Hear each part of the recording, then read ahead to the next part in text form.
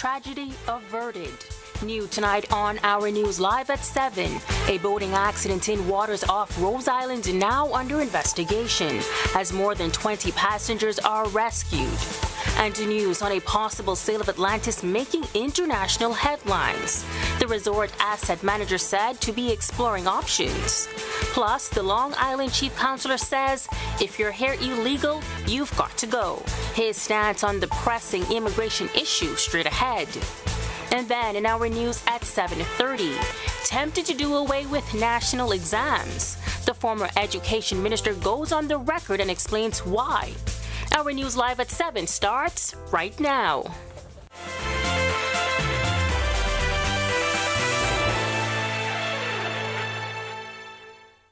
Welcome to Our News Live at 7. Thank you so much for joining us tonight. I'm Megan Shepard. Tragedy averted this afternoon as 28 passengers on board a tour boat, what began at taking on water after leaving Rose Island, have been rescued. Police say the day of fun started around 10 o'clock this morning, but on return from the popular tourist hub, the boat began taking on water just off Rose Island. Press liaison Superintendent Chrislyn Skippings. The crew, recognizing what was going on, immediately sprung into safety mode. They equipped all of the passengers who were tourists to our company, to our shores. They equipped all of them with life vests and were able to remove them safely from the vessel. As soon as they were all safely removed from the vessel overturned and submerged in waters just off Rose Island. At present, all persons survived the incident. Of those passengers who were said to have taken on excess water were taken to hospital for further medical attention. Skipping praising the efforts of the crew and responding teams. The skill of the crew members, once they recognized that the vessel was taking on water, they immediately ensured that all of the visitors were equipped with their safety vest, and they ensured that they removed all of them from the boat prior to it overturning and sinking in waters just here to the south of Rose Island. Now, our Joshua Williams, who is following this, is just back and will have more coming up in our news at 7:30. Police investigating a triple shooting that left one man dead. The incident happening 9 last night on Comfort and Hay Streets. Police said the victims were all standing in front of a sports bar when a dark-colored Japanese vehicle pulled up and the passengers opened fire. The suspects sped off, leaving a 20-year-old man, a 36-year-old man, and a 23-year-old woman injured. 2 of the victims were transported to the hospital, but the 20-year-old man died at the scene. A man who gunned down another man in the street has been convicted of murder. 54-year-old Franklin Edgecombe did not react outwardly as the jury foreman delivered the unanimous verdict, finding him guilty of the December 11, 2018 murder of 31-year-old Rico Archer. But Archer's family cried tears of joy and exclaimed, "Thank you, Jesus." An eyewitness said he saw firing at Archer as he ran away on North Street in Mason's Addition. Once Archer fell, the witness said Edgecombe stood over his body and fired several more shots. Edgecombe claimed he was at work when the murder took place, but his boss did not confirm his alibi. The Archer family is no stranger to tragedy. Rico's younger brother, 11-year-old Marco Archer, was kidnapped and murdered in 2011. Justice Franklin Williams Casey will hold a sentencing hearing for Edgecombe on October 18th. Timothy Bailey and Tamika Roberts were the prosecutors. Edgecombe was represented by public defender Marianne Cadet. Brooksfield Asset Management is exploring the sale of Atlantis Paradise Island Resort for $2.5 billion. Reuters is reporting that a source familiar with the matter says the Toronto-based asset manager is working with an advisor to solicit potential interest in the property. The news comes just hours after Atlantis president and managing director Archery Oswald told reporters it is heading for its best year ever.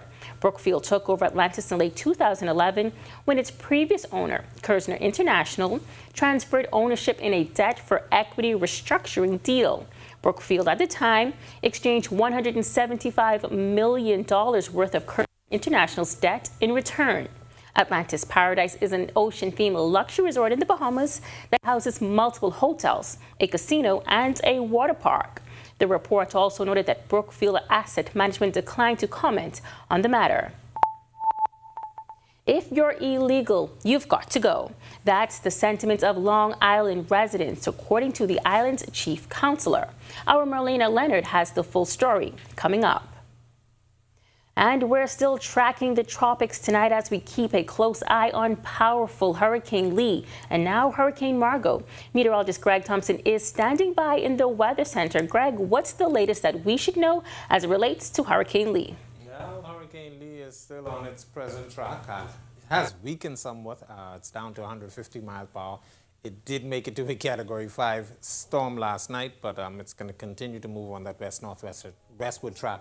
And of course, it's starting to encounter some shear and some cooler waters, so it's expected to just stay Category 4, but it's expected to stay well to the east of the islands still.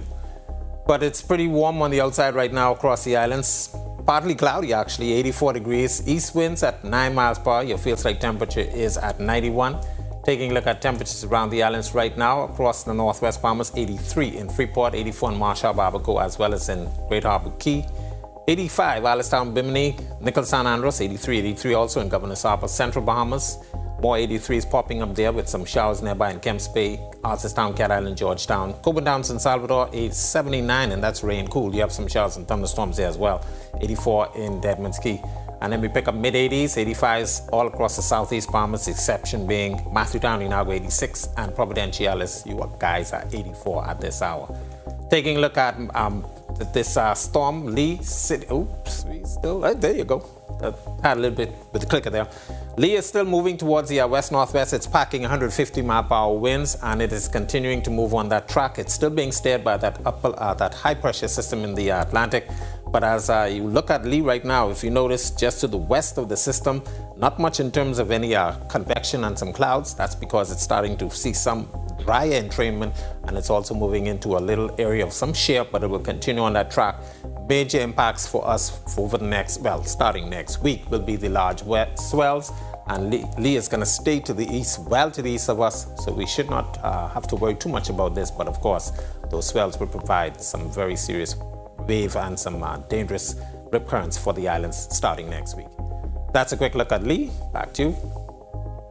Still to come on Our News, Long Islanders say illegal migration not an issue for their island. The chief counselor says if you're illegal, then you've got to go.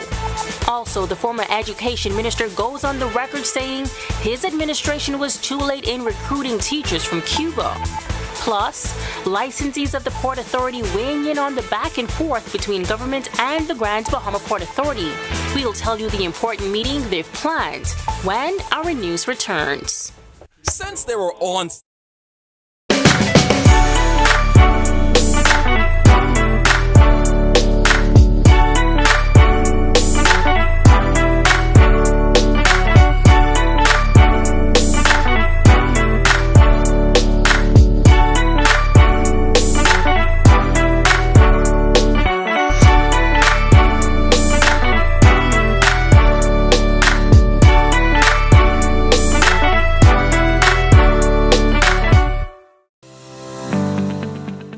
a digital wallet that allows merchants and consumers to conduct transactions seamlessly on their cell phones. Our cashless solution is safe, easy, convenient, and designed to make life easier for all. And without Cable Bahamas Business Solutions, it would be impossible to do what we do every day. I always envisioned Evolve being a cashless business long before COVID-19. Once I found Canoe, I realized they were the perfect fit for my company.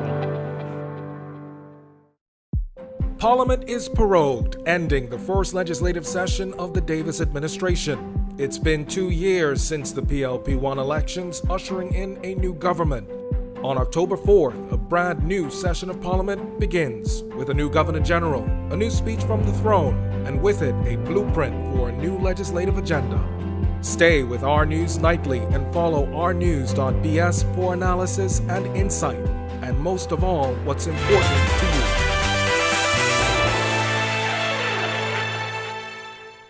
Residents in many islands across the archipelago have spoken out about irregular migration issues on their shores, but Long Islanders say they don't have that problem. Our Marlena Leonard spoke to their chief counselor about the situation on the island. If you here illegal, whether you are an American, Canadian, Haitian, whatever, then you got to go. Over the years, we have, I guess, ingrained, just like you see NGM has a status in education. That's how we make sure that illegals don't stay here. Once they come, people might think we discriminate against one nationality. No, it's all. Once we find out that they're here illegally, we can let the authorities know that you got to go. Chief Counselor Ian Knowles says Long Island's work culture is part of the reason they've been largely unaffected by the irregular migration influx in the country. We were taught to work hard and work for what you get. I just been reading this morning. So there's nothing wrong with working hard, but like I say, if you bring someone here, I have sent back all different nationalities. Once I find out they're illegally, we don't have no immigration officer here, you know. We don't have one immigration officer on this island.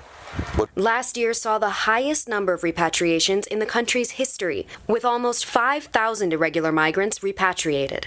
Knowles says, we have an immigration crisis in this country right now, and if we had started from back then to now, we won't have that challenge. Nothing wrong with people. You need to import labor because we don't have sufficient people in the country to work. But you didn't instill in your children, their great-grandchildren, that you need to work and work hard and make sure you follow the law. Reporting for Our News, I'm Marlena Leonard. One day after the Bahamas Union of Teachers called on government to investigate Cuban teachers who can't speak English, former Education Minister Jeff Lloyd revealing one of the issues is that the Bahamas went to Cuba too late to recruit. He says this was uncovered while he served as Education Minister. Additionally, he says the Bahamas lacked a private consultant to properly guide the process. By the time we got there, Jamaica, Trinidad, Barbados, and all the other Caribbean islands had already been there, number one. Number two, we did not have our own private consultant who would be able to guide us through the recruitment process. Because what we found was that the prospective teachers practiced their English sufficient for the interview to be successful. BUT President Belinda Wilson told the Tribune newspaper teachers in Abaco, Grand Bahama, and New Providence have been complaining about language barriers. Education Director Dominique McCartney Russell confirmed 46 Cuban teachers were placed in schools throughout the country to address staff shortages. In a statement, the Ministry of Education shot down the BUT's claims, saying teachers were recruited as a result of a scrutiny process involving seasoned public servants from several ministries and agencies. The ministry called it unfortunate the BUT was unable to send a representative for the interview panel. But Lloyd is suggesting the process be adjusted. The Honorable Felix Wilson was previously the ambassador of Cuba here to the Bahamas, and I met him several times, and he said, this is your challenge. You're going there too late, number one, and you need somebody like me to go with you. Now, I'm looking for a job. I'm retired. Need somebody like me to go with you so that I could properly vet those prospective candidates in an environment outside of the interview so I could test their English proficiency. Because when they get there, they kind of know the questions. They have the answers already memorized. So you believe that they are all proficient. You take them and put them on Harbor Island. Done. Licensees of the Port Authority coming together some 6 weeks ago to form the Freeport Licensees Association. This in response to the Prime Minister's statement that he plans to take decisive action against the Grand Bahama Port Authority. Association member Darren Cooper says he's been taking note of the ongoing public back and forth between the two entities, and he believes there has been a lot of misinformation. To this end, the association will be hosting a series of informational seminars for licensees. This seminar is not being funded or encouraged by the Grand Bahama Port Authority. This seminar is being funded and encouraged by licensees of the Grand Bahama Port Authority, coming together to educate and to inform and to empower all 3,000 of us of what we are entitled to, what our rights are. And we encourage them to stand together as a strong force, demanding what is best for Grand Bahama and for the city of Freeport. At the end of the day, we are not siding with any sides, and we are not waging war on any sides. All we're seeking to do, one, is to encourage a dialogue between Grand Bahama Port Authority and government, and two, to be able to educate our fellow brothers and sisters. Licensees are being urged to stand together as a strong force. Association member David Wallace says, particularly after comments were made by PLP Chairman Fred Mitchell that licensees should not get involved in the ongoing battle. None of us have gotten into this warfare. We are concerned business persons in the city of Freeport, and we are not on the port side or the government side. We are on the side of what is the best thing for the island of Grand Bahama. I think the government hand is more than full in the city of Nassau and the other family islands.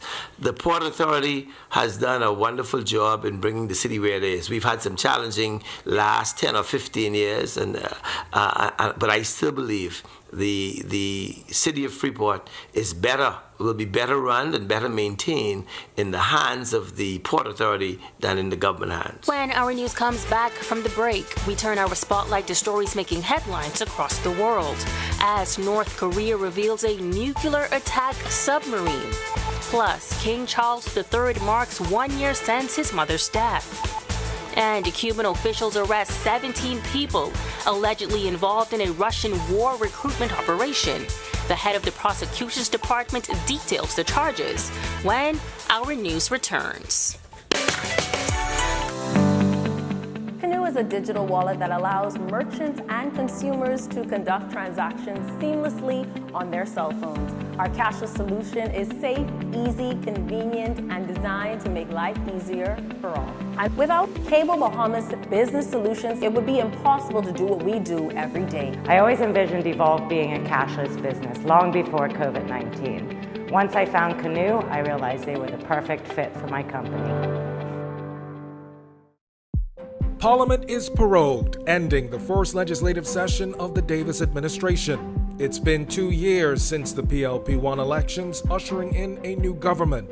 On October 4th, a brand new session of Parliament begins with a new Governor General, a new speech from the throne, and with it, a blueprint for a new legislative agenda. Stay with Our News Nightly and follow ournews.bs for analysis and insight, and most of all, what's important to you. Don't spend hours sending individual messages to your customers. Use SMS messaging instead.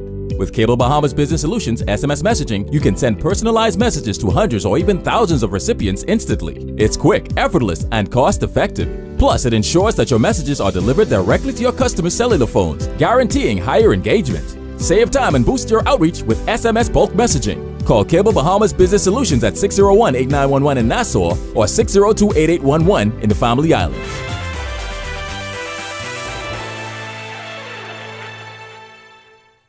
This is Our News. Welcome back. We turn our attention now to stories making headlines across the world.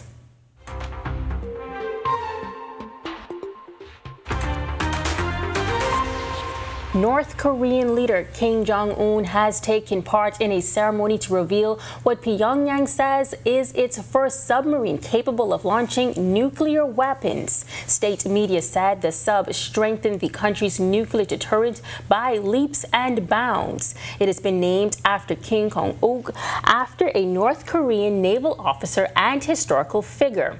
This report produced by our partners at Reuters. The boat, named Hero Kim Kanok, has been assigned to the fleet that patrols the waters between the Korean Peninsula and Japan, North Korean outlets reported. So what is the new vessel, and what does its launch mean for the reclusive country's navy? In a speech at the sub's launch ceremony, North Korean leader Kim Jong-un said it would become one of the main, quote, underwater offensive means of the naval force. North Korea's navy has historically been dwarfed by its land forces and overshadowed by its rapidly advancing ballistic missile program.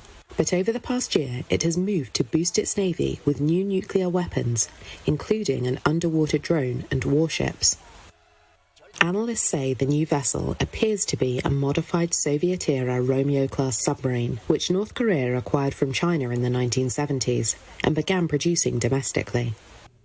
Turkish cryptocurrency boss and his two siblings have been jailed for 11,196 years each for defrauding investors of millions of dollars. 29-year-old Farouk Fatih Ozier fled to Albania in 2021 with investor assets after his Thodex exchange suddenly collapsed. He was extradited back to Turkey in June and found guilty of money laundering, fraud, and organized crime. Ozier told the court he would not have acted so amateurishly if his intent was criminal, adding he is smart enough to lead any institution on earth, which is evident in the company he established at the age of 22.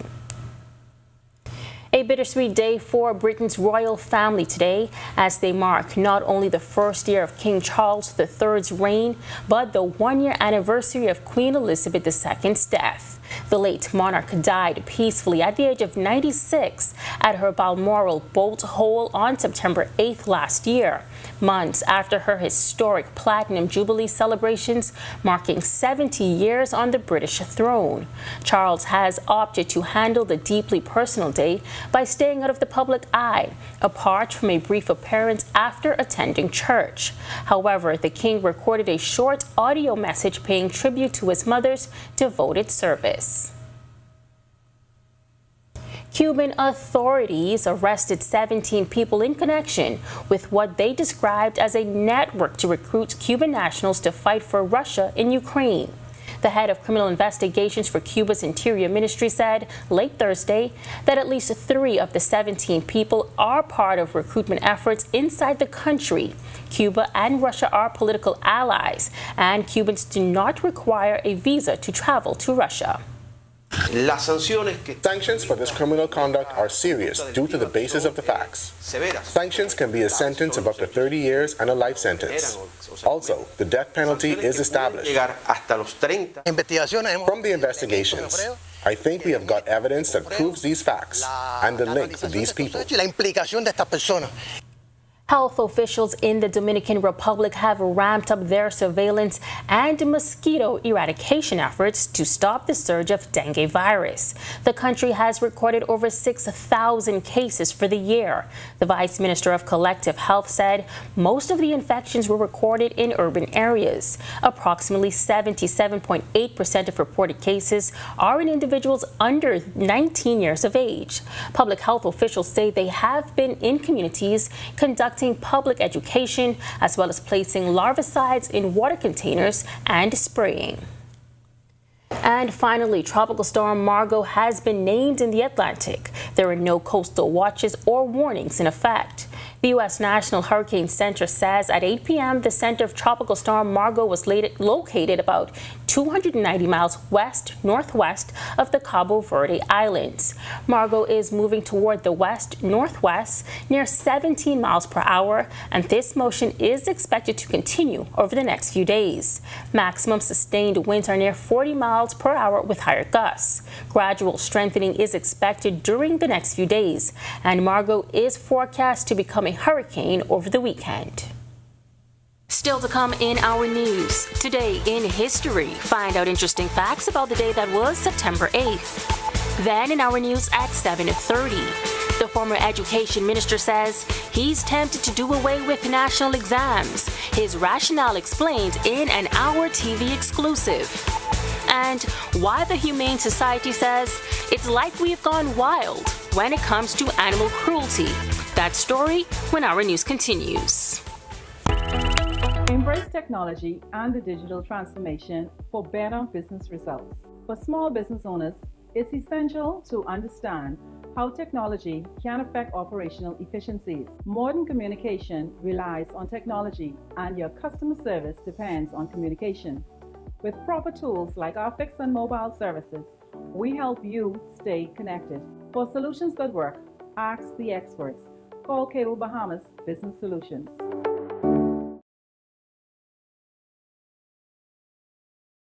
Embrace technology.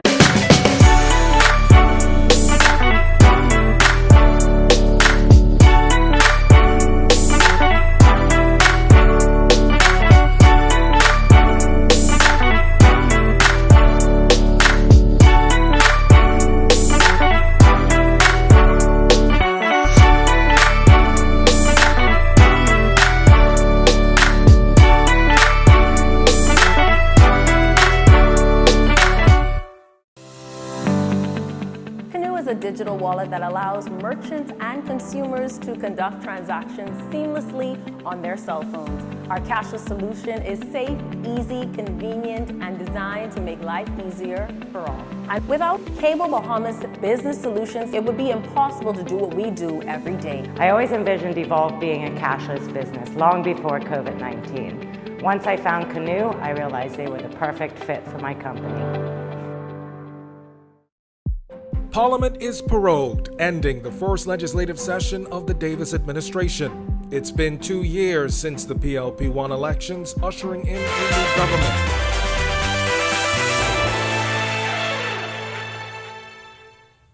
Welcome back to Our News. It's now time to turn our spotlight on events that shaped the day that was September 8th. Take a look.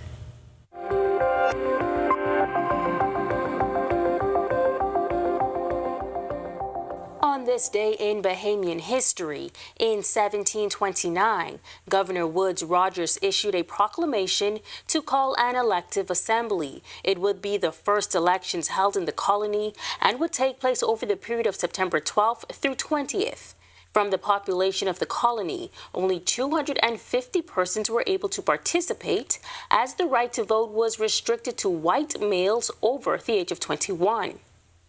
Then fast forward to 2012, when 26 people were arrested in a late-night raid of Copacabana, which police said was operating as a strip club in western New Providence. One of two of them are various nationalities, so we have to look at their documentation to see, but we know that they didn't get no work permit for the illegal activities that they were engaged in. So we will definitely be pursuing those matters. And I can tell you that examples will be made.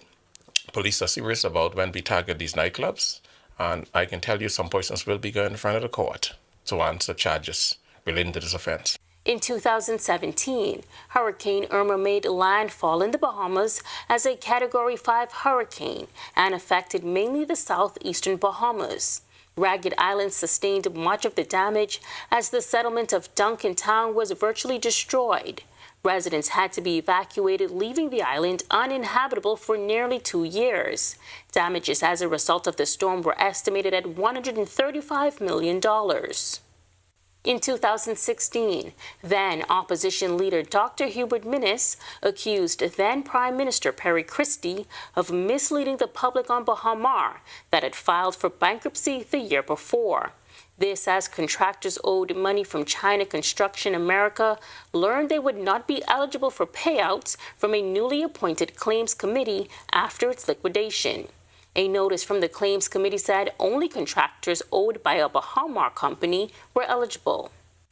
And finally, in 2022, when Queen Elizabeth II, Britain's longest reigning monarch, died in Scotland, at 6:30 p.m. London time, there was a stunned silence as the flag over Buckingham Palace was lowered to half-mast.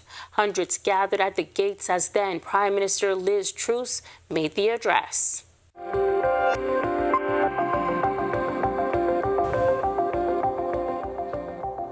Well, the anticipation continues to surround the upcoming second Bahamar Culinary and Arts Festival. The event promises to deliver some of the best culinary experts from around the world, in addition to top Bahamian and regional artists. One such artist, Kayshell Knowles.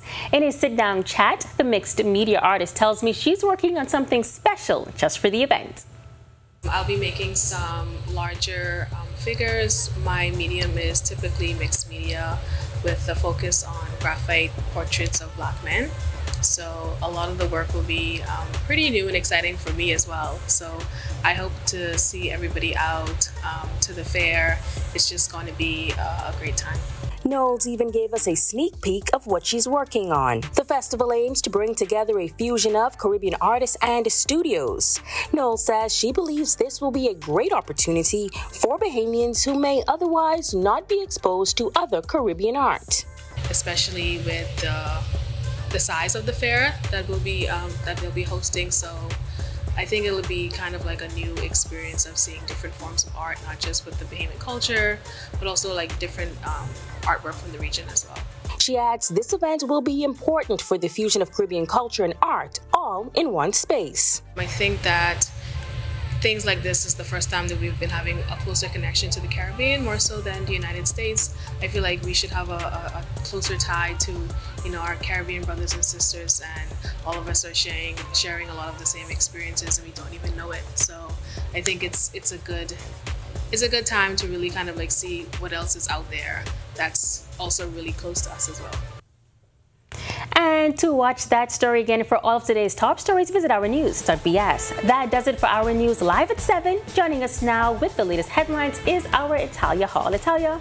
Yes, Megan, very interesting story. And she is a mixed media artist. Could you explain to us, what is a mixed media artist? That's new for me. Oh boy, new for me too. It put me on the spot. So from my understanding, it is an artist that likes to work in various mediums or materials to get the project across. But for a better understanding for yourself and mine, I think we all should just attend coming up in October, and we can get a first-hand explanation. Okay, and of course you can head on over to ournews.bs to watch that story again. Thanks so much, Megan. Well, the former education minister says he's tempted to say do away with national examinations, and why the Humane Society says it's like we've gone wild when it comes to animal cruelty. Here are your latest headlines. A serious accident. First tonight on Our News Live at 7:30. A vessel overturned with some 28 people on board in waters near Rose Island. We've got the details coming up. Plus, should we cancel national examinations? A former education minister believes they don't give a true assessment of a student's academic performance. Also, an uptick in complaints of animal cruelty. The Humane Society is weighing in on the issue. And later, embracing opportunity. The Nassau Airport Development Company giving staff members the platform to enhance their education. This as a career fair is held with a number of colleges abroad. Our News Live at 7:30 is back in a moment. Since they were on, Collect Verse access is as easy as grab a Collect, scan a Collect. Open your camera app, focus on the QR code, and click the link that appears. You own your Collect Verse experience. Take selfies, join the cultural referendum, and share with your friends. See content from local chefs, Olympic athletes, and cultural icons. Collect is proud to be 50. Grab a Collect, scan a Collect. Get in the Collect verse today. Doctors Hospital is reimagined primary care. We have invested to improve our health system, ensuring that accessible, affordable, world-class clinical care is closer to you. Your relationship with a primary care provider shapes the foundation of your overall health. Our new, modern primary care facilities are where critical diagnosis and true personalized treatment begin. With locations across New Providence, Grand Bahama, and Exuma, we invite you to experience the Doctors Hospital difference. Book your next appointment at clinics.doctorshos.com. From inside what was once a lagoon. So imagine that it is 80,000 years ago. Nice. And what it would have been like. To kayaking. Okay. Shallow. Don't worry about me. I'm turning around. To learning about those things that scare us. Okay. You're fine. You're fine. You're fine. Just those squeeze there, right there. Come join us on the record for a lesson in conservation and exploration inside the Bahamas National Trust Parks.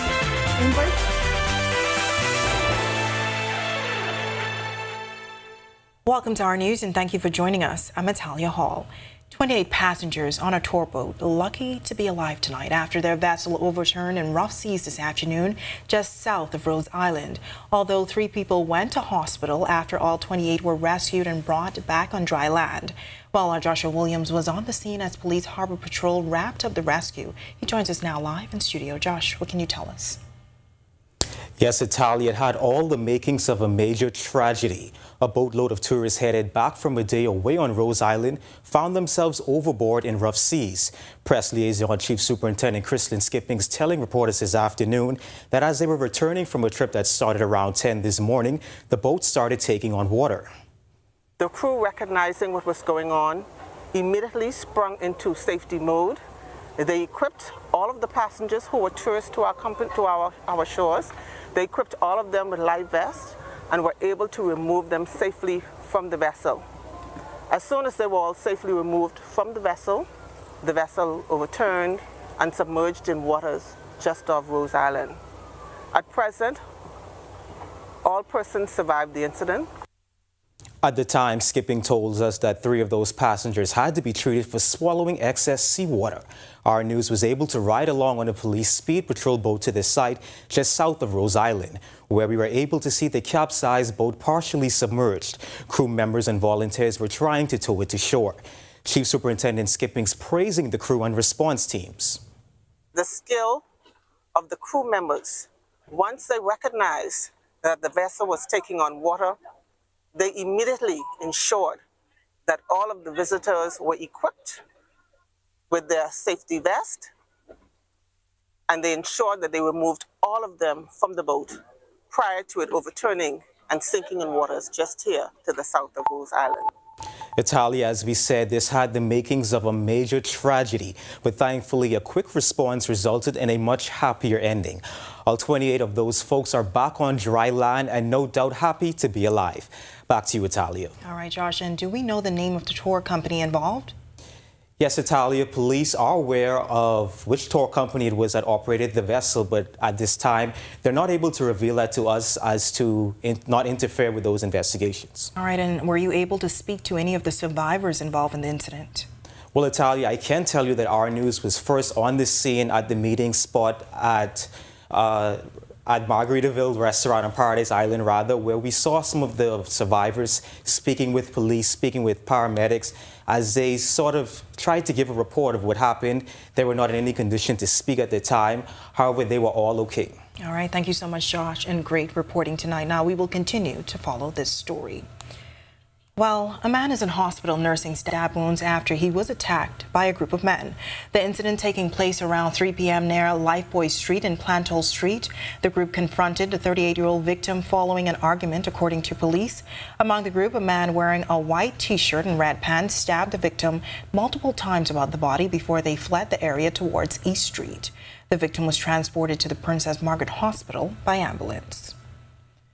The Court of Appeal has reserved a decision in the case of a businessman who was jailed for 4 years after marijuana, cocaine, and weapons were found near his car towing business.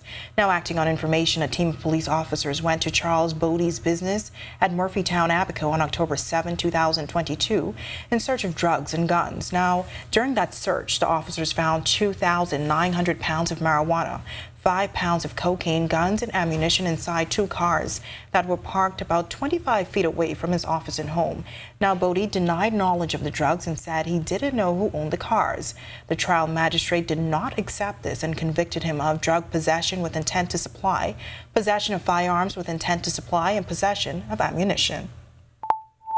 Well, a former education minister is on the record tonight suggesting the public school system cancel national examinations, saying it doesn't give a full assessment of where students are. Bertha McDermott reports. After another year of dismal national exam results, former Education Minister Jeff Lloyd is suggesting we get rid of national examinations, calling them unfair to the system, the teachers, and the students. His comments came while appearing as a guest on the Record with host Jerome Sawyer. I don't think it is an accurate reflection of the competencies and the proficiencies of students. I just don't.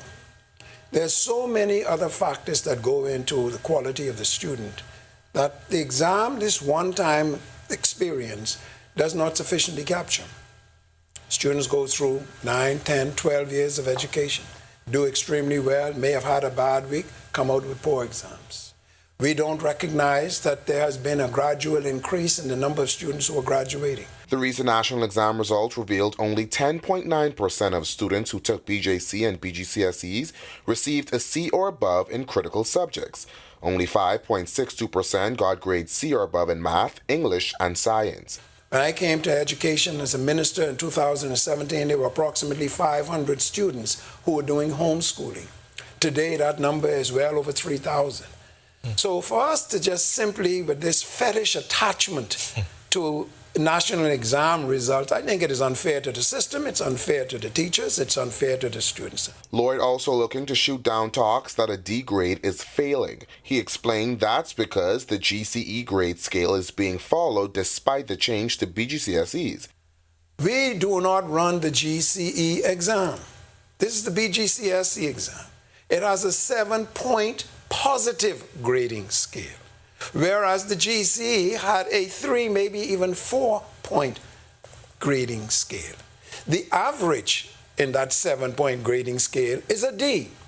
But because we are locked into the paradigm of the GCE, we see D as failing, which it was under the GCE.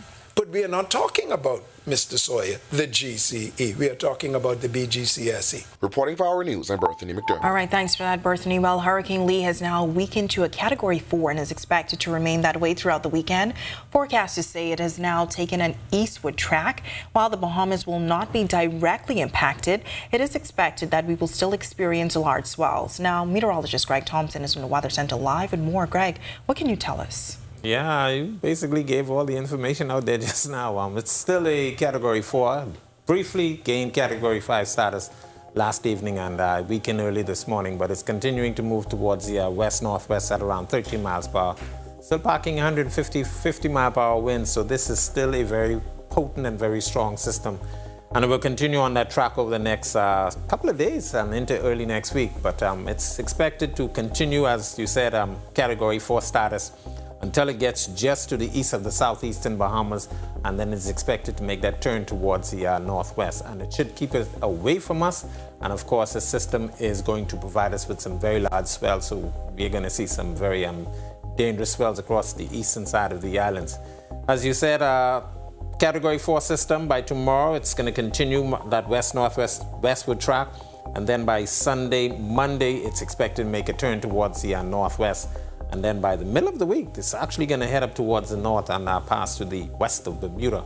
But once again, impacts across our area will be very large swells. It's going to make some of those roads impassable, especially Glass Window Bridge. So you are asked to continue to watch the system and monitor all advice from the system, from the Department of Meteorology. That's a quick look on Lee. Back to you. Still to come on Our News, an uptick in complaints of animal cruelty, a concern for the Bahamas Humane Society coming up, plus embracing opportunity. Thousands of airport employees getting the chance to further their education at a career fair by the Nassau Airport Development Company. We'll tell you all about it. Also, hear how a ferry company is seeing big numbers as the summer is preparing to wrap up when Our News continues. It has the look. Canoe is a digital wallet that allows merchants and consumers to conduct transactions seamlessly on their cell phones. Our cashless solution is safe, easy, convenient, and designed to make life easier for all. And without Cable Bahamas Business Solutions, it would be impossible to do what we do every day. I always envisioned Evolve being a cashless business long before COVID-19. Once I found Canoe, I realized they were the perfect fit for my company. Parliament is prorogued, ending the first legislative session of the Davis administration. It's been 2 years since the PLP1 elections, ushering in a new government. On October 4th, a brand new session of Parliament begins with a new Governor General, a new speech from the throne, and with it a blueprint for a new legislative agenda. Stay with Our News Nightly and follow ournews.bs for analysis and insight, and most of all, what's important to you. Don't spend hours sending individual messages to your customers. Use SMS messaging instead. With Cable Bahamas Business Solutions SMS messaging, you can send personalized messages to hundreds or even thousands of recipients instantly. It's quick, effortless, and cost-effective. Plus, it ensures that your messages are delivered directly to your customers' cellular phones, guaranteeing higher engagement. Save time and boost your outreach with SMS bulk messaging. Call Cable Bahamas Business Solutions at 601-8911 in Nassau or 602-8811 in the Family Islands. In what we do at Best Brew, it really doesn't end when the customer purchases our product. We offer specialty coffee, tea, spices, and brewing equipment. We do a lot of our orders via website. We actually have the mobile service and the phone service and the internet. So having business in a box really kind of brought everything together for us and helps us to be able to provide the customer services that we pride ourselves on.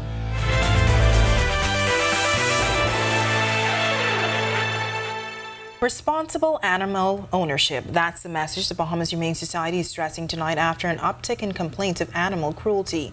Jamila Mizik reports. We are seeing so much of it now. People are tying dogs out in the shelter. In all of this heat, they're tying dogs out in the shelter, no water. They're cooping dogs. They're putting on collars on puppies. and don't ever check to see if the collar is needs to change. So the collar stays there, and then it gets embedded into the puppy's neck. It's horrific. That's Bahamas Humane Society shelter manager Inspector Percy Grant, who says one of their biggest concerns is the growing number of reports they receive about animal cruelty. I cannot move from my desk from complaints. People call. They're concerned about their neighbors' dogs on being on the loose, running, pit bulls particularly running around, killing other dogs. It's like we're going wild. The Animal Protection and Control Act 2010 seeks to ensure that pet owners are mandated to provide proper animal care, animal behavior, animal welfare, and proper housing of aggressive animals. Grant says they're hoping for greater enforcement of the law. People who are cruel to animals are more than likely cruel to human beings. If you snip the cruelty in the bud, you wouldn't have as much social ills that we have here in the country. But I don't know what it's going to take to get that to people to understand. And I'm just hoping that the commissioner, and I'm hoping that all of the powers that be understands this, that animal cruelty is a very serious thing. And if you're a dog owner, especially if your pet lives outside, here's what he says you should do. It needs water, not just a little plastic container. It needs to have a bucket of water. It needs to be in a shaded area, and it needs to be taken care of properly. If you don't want a dog, don't have a dog. But if you are going to have a dog, you should be a responsible owner. Reporting for Our News, I'm Jamila Mizik. For the first time in 17 years, the Caribbean Week of Agriculture will be held in the Bahamas. Agriculture and Marine Resources Minister Clay Sweeting revealing as much to the media yesterday, saying the event signifies their commitment to transforming the agricultural landscape in the Bahamas and presence in the Caribbean region. Throughout that week, we have the privilege of hosting experts and stakeholders from across the region who have dedicated their lives to advance agriculture. The expertise, knowledge, and experience will fuel meaningful discussions and enable us to develop innovative solutions to our shared challenges. Now, the event will be held October 9th through 13th at Super Club Breezes. Sweeting says the aim is to continue to enhance food security, promote sustainable economic growth in the sector, and foster innovation and technology adoption. We will host over 40 technical sessions and will dive into critical topics such as climate change, animal health, food safety, plant health, fisheries, agricultural research, innovation, digitization, youth and women in agriculture, and trade facilitation. The impressive lineup of speakers will share their insights, experiences, and success stories throughout the conference, and their contributions will inspire us and guide our actions as we work together towards achieving Vision 25 by 2025. As we approach the end of summer, a fast ferry company giving a wrap-up on business over the last quarter in the northern Bahamas. Tonight, the managing director of Balearia Caribbean says they've seen positive numbers. We are closing the summer with a very positive message. We didn't have any incidents during the whole summer. We had a great performance, and we had good numbers, almost pre-pandemic numbers. We didn't have the same numbers as we left before the pandemic, but I'm very confident that we will get those numbers next year. That's the managing director of Balearia Caribbean, Mario Otero, assessing the 2023 summer period for the company. The vessel that services the islands of Grand Bahama and Bimini has seen thousands of passengers during this period. We see that the number of Bahamians is higher than the number of tourists. Okay, more or less around 60% of the passengers in that route are locals. And in Bimini, as you know, the population is smaller, so the island is smaller, so the number of tourists is higher than the number of locals. And despite the economic challenges in Grand Bahama, he says the support has been great from residents. Because they are still using our services, they are boarding the vessel, and also they are bringing their cargo and their goods with us. So we are very happy for that, and for sure we have as of right now 2 sailings per week. As for the next quarter, the managing director confirming this is now their slow period as many return to school and work. However, he admits that September is a difficult time for the company as it is the peak of the hurricane season. This season is a little bit stressful for us. Okay, because we have to deal with that. But like I say, we keep an eye on top of the weather and the predictions, and we always try to do our best with that. All right, great news for the Northern Bahamas. Well, over 3,000 airport employees as well as their children getting an opportunity to further their education. This as the Nassau Airport Development Company hosted a career fair at the New Providence Community Center recently. Many colleges and universities from abroad were a part of the one-day fair. President and CEO of NAD says this effort will continue to support the airport community. Whether it's in aviation or airport management or some other related field, because airport operations today requires a broad discipline. And so we thought it was a good time for this kind of an event to be held to expose people who work at the airport to all of the options that are available to them and or their children. So we're really pleased to have been able to stage this today. Deputy Prime Minister and Aviation Minister Chester Cooper also on hand for the event. Obtaining an education is a village opportunity, and I had an opportunity to go to university on scholarship. Had it not been for scholarship, I wouldn't have gone to university. I wouldn't have been able to participate in business or be Deputy Prime Minister. So this is an important opportunity for young people across the country to be able to access education. We introduce you to the UB Mingos playing in the CONCACAF Nations League, and the NFL holds a flag football camp right here in New Providence. Hold tight, our sports is coming up next. We're still tracking Hurricane Lee that is now weakened to a Category 4 storm. Greg is back with the latest details when our news continues. Stay with us. Collect verse access is as easy From inside what was once a lagoon. So imagine that it is 80,000 years ago. Nice. And what it would have been like. To kayaking. Okay. Shallow. Don't worry about me. I'm turning around. To learning about those things that scare us. Okay. So you're fine. You're fine. You're fine. Just throw the squeeze there, right there. Come join us on the record for a lesson in conservation and exploration inside the Bahamas National Trust Parks. Embrace technology and the digital transformation for better business results. For small business owners, it's essential to understand how technology can affect operational efficiencies. Modern communication relies on technology, and your customer service depends on communication. With proper tools like our fixed and mobile services, we help you stay connected. For solutions that work, ask the experts. Call Cable Bahamas Business Solutions.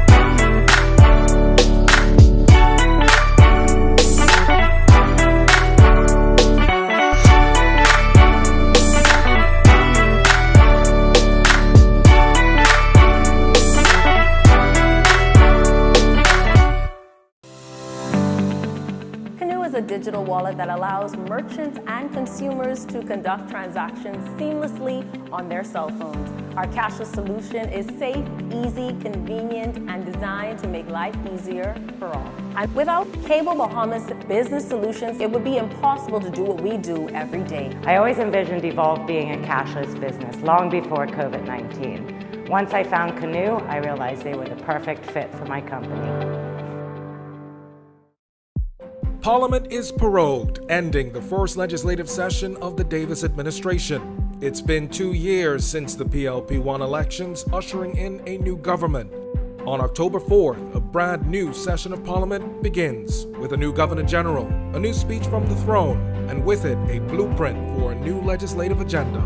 Stay with Our News Nightly and follow ournews.bs for analysis and insight, and most of all, what's important to you.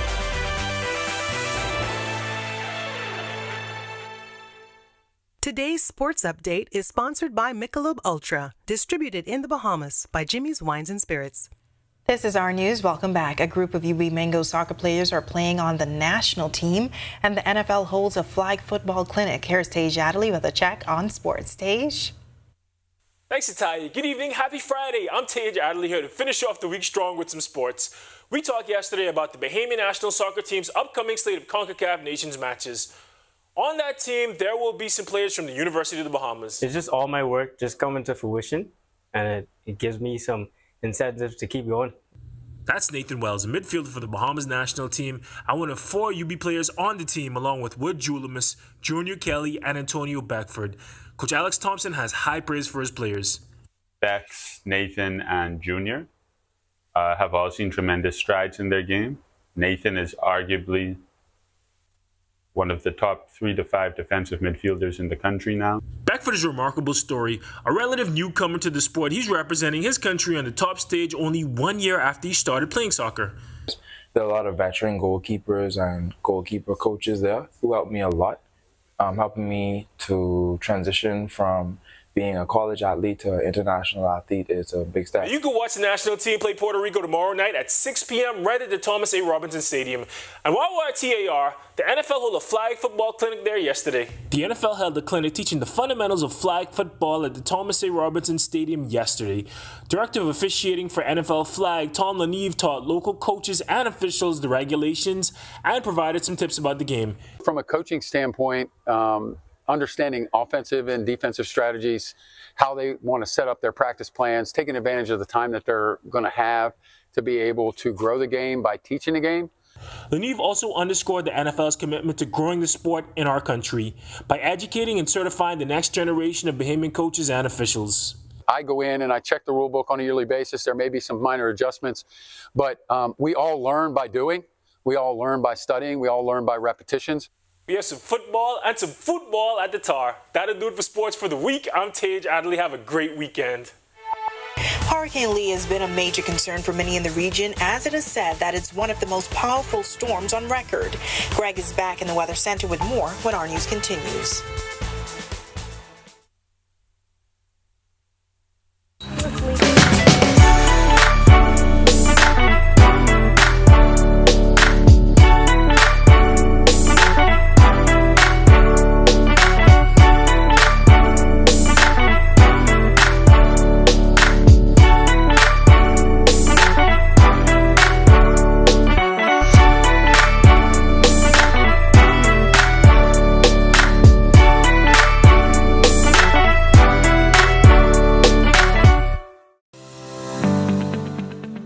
Digital wallet that allows merchants and consumers to conduct transactions seamlessly on their cell phones. Our cashless solution is safe, easy, convenient, and designed to make life easier for all. And without Cable Bahamas Business Solutions, it would be impossible to do what we do every day. I always envisioned Evolve being a cashless business long before COVID-19. Once I found Canoe, I realized they were the perfect fit for my company.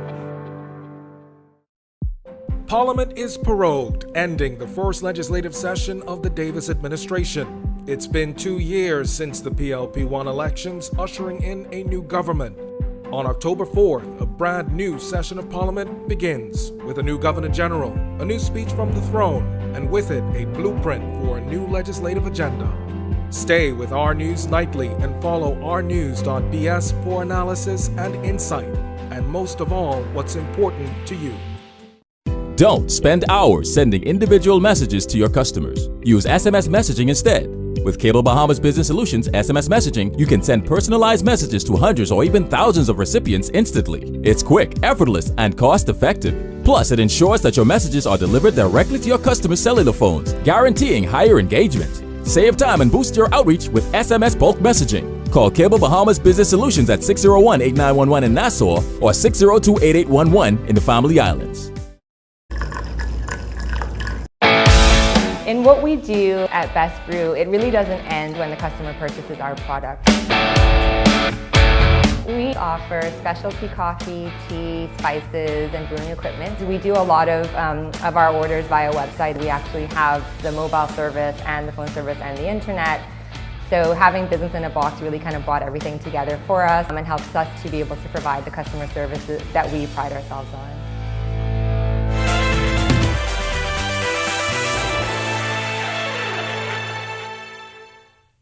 Welcome back to our news. We continue to track Hurricane Lee that's continuing its path through the Atlantic as a Category 4 storm. Greg is back in the studio live with more. Greg.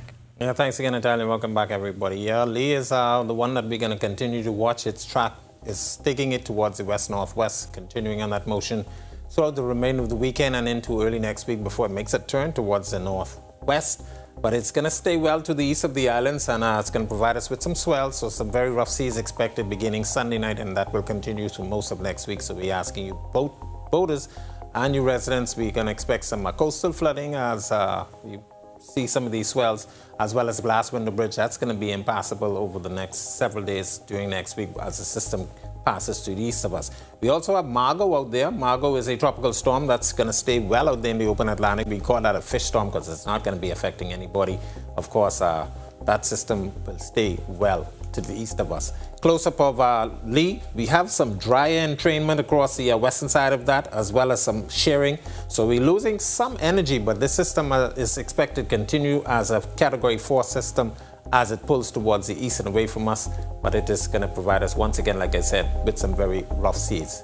Boating for the northwest and central Bahamas tonight to tomorrow. Rip current risk is still in place, but those seas will be building starting tomorrow and into Sunday. Southeast to south winds 10 to 15 knots, seas 2 to 4 feet. Your low tide will be at 10:34 tonight. For the southeast Bahamas, east to southeasterly flow, slightly stronger winds, east at 50 knots, and your seas will be running 3 to 5 feet over the ocean. Once again, by the end of the week and into early next week, the seas will be building, so we're asking you to exercise extreme caution. Now here's a look at your national forecast.